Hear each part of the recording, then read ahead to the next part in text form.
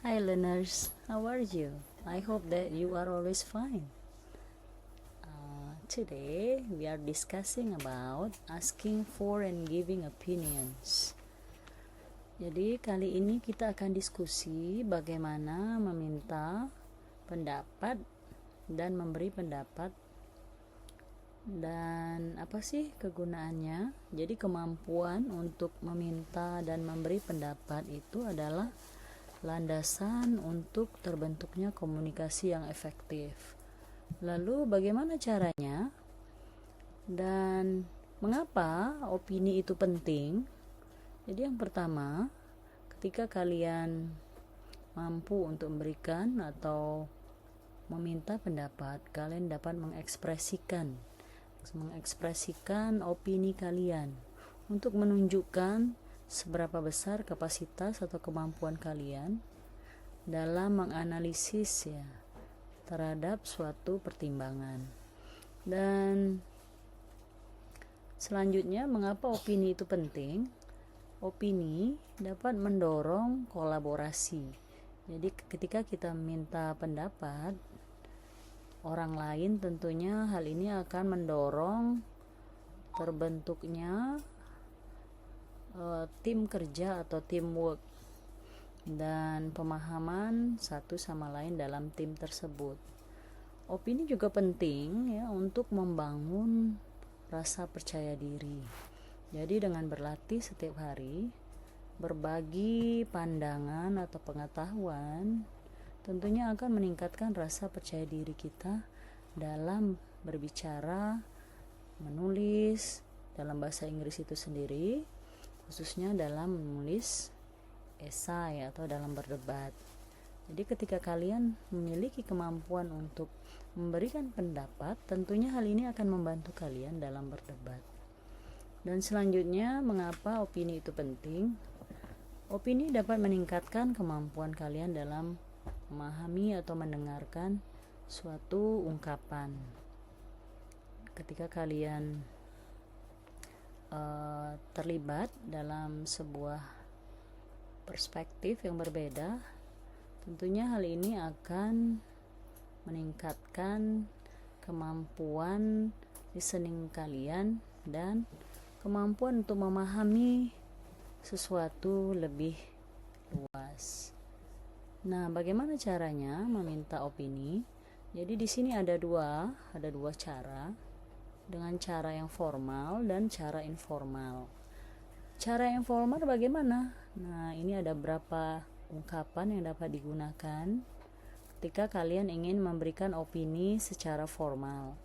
Yang pertama misalnya, could you share your perspective on bla bla bla. Ya, silakan disambung sendiri. Ini berarti Anda sedang meminta opini orang lain. Cara berikutnya bagaimana? Ya, kalian bisa menggunakan ungkapan I'd be interested to hear your view on bla bla bla. Dan begitu juga dengan cara yang lain bisa digunakan. What are your thoughts regarding bla bla bla bla.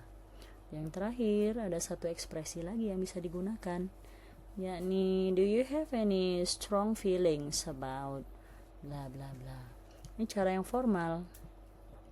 Berikutnya ada cara yang tidak formal tetap meminta pendapat orang lain tapi dalam informal setting atau dengan situasi yang tidak formal. Jadi di sini ada 4 ekspresi juga yang bisa digunakan ketika kalian ingin meminta pendapat orang lain atau opini orang lain. Ya, kalian bisa gunakan misalnya what do you think about bla bla bla. Ya, misalnya what do you think about the new film misalnya. Oke, jadi kalian bisa menggunakan ekspresi what do you think about. Cara yang kedua, kalian bisa menggunakan ungkapan how do you feel about. Silakan apa yang mau disambung apa yang ingin dimintai pendapat. Berikutnya juga bisa kalian gunakan ekspresi any thoughts on bla bla bla. Dan yang terakhir satu ekspresi lagi, what's your take on bla bla bla. Jadi ini tadi meminta pendapat dalam situasi formal dan tidak formal. Berikutnya, bagaimana kalau kalian ingin memberikan pendapat? Nah, jadi dalam memberikan pendapat juga dibagi dua, tergantung dengan pendapat yang akan kalian berikan. Apakah pendapat itu kamu yakini dengan sangat kebenarannya, atau kamu juga tidak yakin dengan pendapat kamu? Jadi ketika kamu yakin benar kebenaran dari pendapat tersebut, kalian bisa menggunakan 4 ekspresi ini. Misalnya, I strongly believe that bla bla bla. Jadi ketika opini kalian itu kamu yakini kebenarannya sekali, kamu bisa menggunakan ekspresi ini. Ekspresi lain misalnya, it's clear to me that bla bla bla, atau I'm convinced that bla bla bla. Dan satu ekspresi lagi, there's no doubt in my mind that bla bla bla. Oke, berikutnya. Nah, ketika opini yang kalian berikan itu belum kalian yakini kebenarannya, ya, jadi ada ekspresi yang bisa kalian gunakan. Misalnya di sini, I think that bla bla bla, atau I feel that bla bla bla. Atau kalian bisa menggunakan ekspresi in my opinion, it seems bla bla bla. Atau ekspresi yang lain lagi, it appears to me that bla bla bla. Atau kalian bisa gunakan I'd say that bla bla bla. Jadi dalam memberikan opini itu tergantung dengan keyakinan kalian terhadap opini tersebut, keyakinan akan kebenaran dari opini tersebut. Jadi kalau kalian sendiri meragukan kebenaran tersebut, ya kalian sekadar ingin memberikan opini ya, yang tujuannya sekadar berbagi pandangan ya, atau ingin mendorong dialog ya, agar terciptanya dialog atau komunikasi yang lebih intens ya, kalian bisa menggunakan ekspresi yang barusan. Tapi kalau opini yang kalian berikan kalian yakini betul kebenarannya, ya seperti tadi ya, ekspresi yang bisa diungkapkan. Oke, selanjutnya terkait dengan opini, nanti akan ada kelanjutannya. Tentunya kalian akan setuju ya ketika orang lain memberikan opini. Tentu kalian nanti akan setuju atau tidak setuju dengan opini tersebut. Nah, bagaimana menyetujui opini orang lain? Ya, ini caranya ya. Jadi kalian bisa mengungkapkannya dengan cara berkata I completely agree with you on that. Ya, atau kalian bisa katakan that's a valid point, atau you're absolutely right ya. Ini ketika kalian menyetujui opini orang tersebut. Bagaimana kalau kalian tidak setuju dengan opini orang tersebut? Nah, jadi kalian bisa mengungkapkan ekspresi ini dengan cara yang santun tentunya.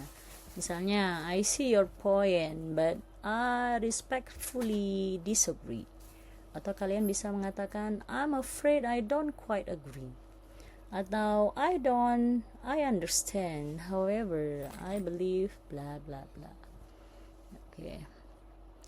Nah, bagaimana kalau kalian misalnya setuju nian juga tidak setuju juga tidak, bagaimana mengekspresikannya? Nah, kalian bisa mengatakan I agree with some aspects but bla bla bla bla gitu ya. Ya, setengah setuju setengah tidak ya. Dan kalian juga bisa mengungkapkan dengan ekspresi that's true yet bla bla bla bla ya. Oke. Jadi dapat kita simpulkan bahwa untuk bisa menguasai kemampuan meminta pendapat atau memberi pendapat, kuncinya kalian harus berlatih.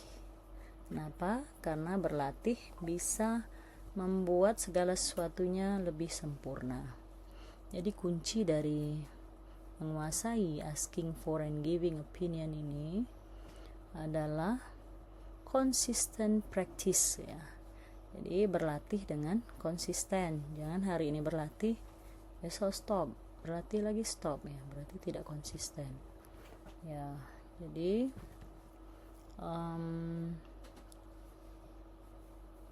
intinya adalah kalian harus aktif mencari kesempatan untuk berlatih, meminta dan beri pendapat. Ya, juga gunakan frase-frase yang barusan kita pelajari tadi dalam dialog sehari-hari atau kegiatan di kelas. Dengarkan opini orang lain, coba pahami dan berikan respon, setuju atau tidak.